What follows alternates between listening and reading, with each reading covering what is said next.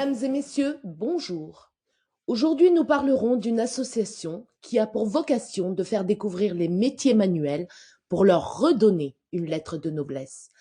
Durant notre enfance, notre curiosité, notre soif de découverte, nos goûts pour la culture ou pour un métier sont éveillés afin que chaque individu puisse réaliser ses propres choix pour son avenir, et ce en fonction de ses affinités, de ses passions et de ses appétences. C'est dans cet état d'esprit que l'association de l'outil en main s'inscrit. Pour mieux les connaître et comprendre leur démarche, nous sommes donc allés à leur rencontre. Reportage. C'est un concept qui existe depuis 25 ans. Il a été créé à Troyes par une dame qui était passionnée du patrimoine, qui s'était rendue compte que les enfants suivaient le chantier de la restauration du vieux Troyes il y a déjà une trentaine d'années. Depuis 20 ans, l'outil en main rayonne au niveau national. Actuellement, nous sommes 218 associations exactement au niveau du territoire. On a une soixantaine de départements qui sont couverts, dont la Vendée. La Vendée est le premier département quand même, on en est fiers.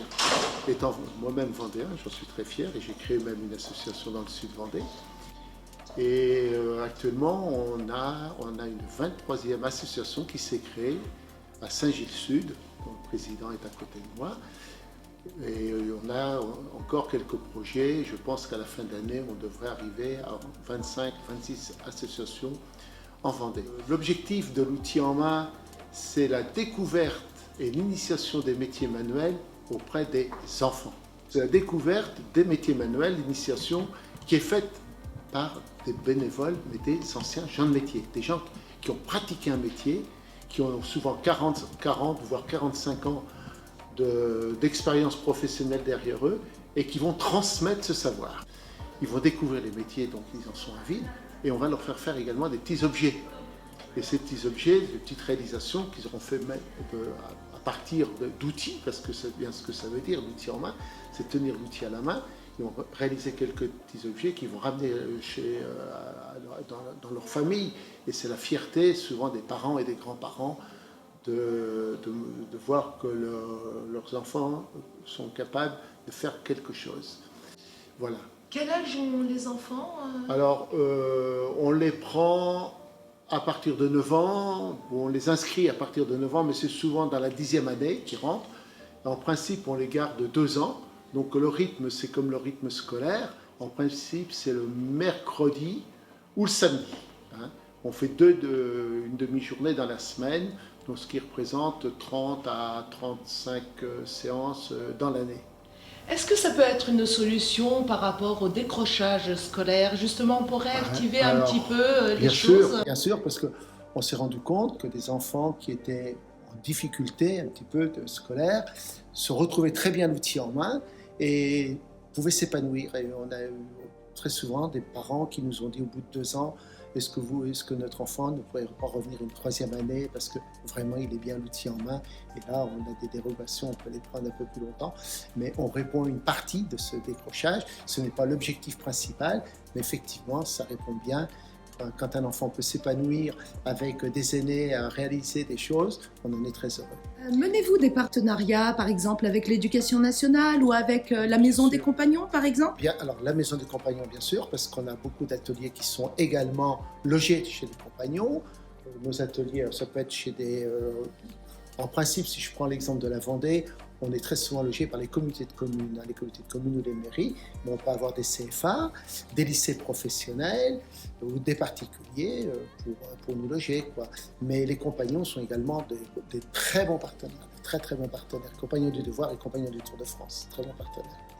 Est-ce que ça peut être une clé également pour rentrer justement dans le corps des compagnons des devoirs? Bon, on en a, bien sûr, bien sûr. On a un tailleur de pierre aujourd'hui qui a fait le compagnonnage. Ses parents travaillaient dans un restaurant, lui il n'était pas du tout son truc. Il est tombé sur un tailleur de pierre qui lui a donné cette envie, puis il a voulu en faire son métier. Et aujourd'hui, il a fait 7 ans de compagnonnage, et aujourd'hui il a une entreprise de taille de pierre.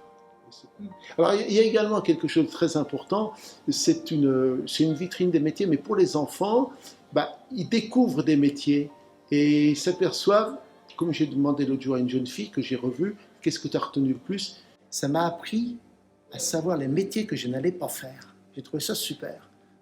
Et aujourd'hui, cette jeune fille, elle est boulangère. Donc, elle avait peut-être vu un peu de boulangerie à l'atelier. Donc, vous voyez, donc ça permet quand même aux enfants de voir un petit peu les orientations.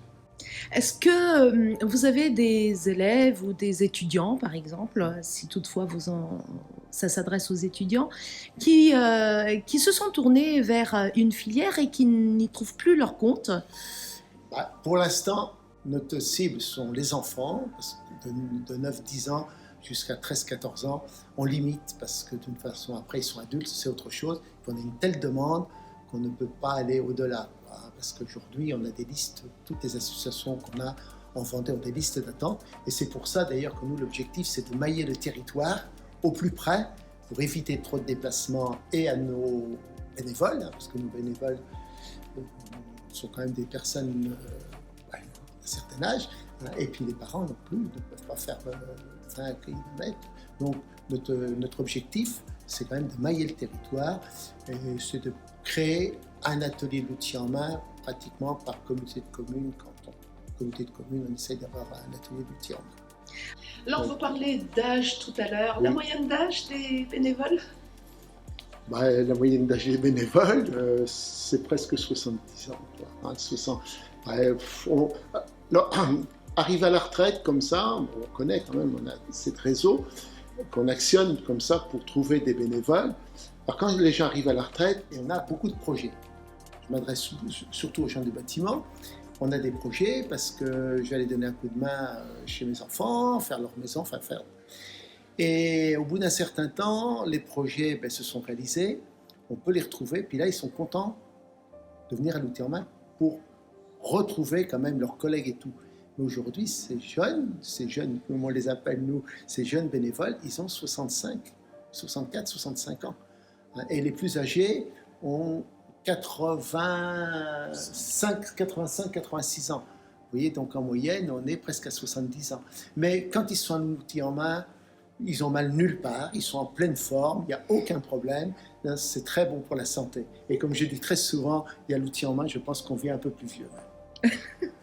Parce que ça, c'est important aussi, je dis le côté intergénérationnel, mais je vois qu'actuellement, avec la période du Covid, là, qu'on ne peut pas ouvrir nos ateliers, les gens sont malheureux, ils ne peuvent pas se voir et tout. Et puis ces retraités, pour eux, ils retrouvent leur métier, ils sont heureux, ils se contentent, ce n'est pas des retraités qui se contentent que d'aller jouer le boule et tout, ils veulent avoir autre chose. Puis après, écoutez, on est heureux, c'est de transmettre ce qu'on a appris.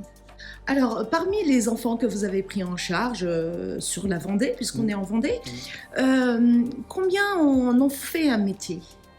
Alors, sur la Vendée, on a un recul de 20 ans, parce que la plus vieille association créée en Vendée, donc c'est à Noirmoutier, elle a 20 ans. Dans le bocage, j'ai déjà une quinzaine d'années. On a déjà pu faire peut-être en statistique, on a 35, peut-être 35 à 40% des jeunes qui sont passés à l'outil en main, soit qui ont fait une formation technique ou ont appris un métier aujourd'hui, donc ils sont en activité professionnelle, mais de toute façon, il reste toujours quelque chose. Mais on peut dire aujourd'hui que plus d'un tiers quand même des enfants de passer à l'outil en main ont un métier manuel.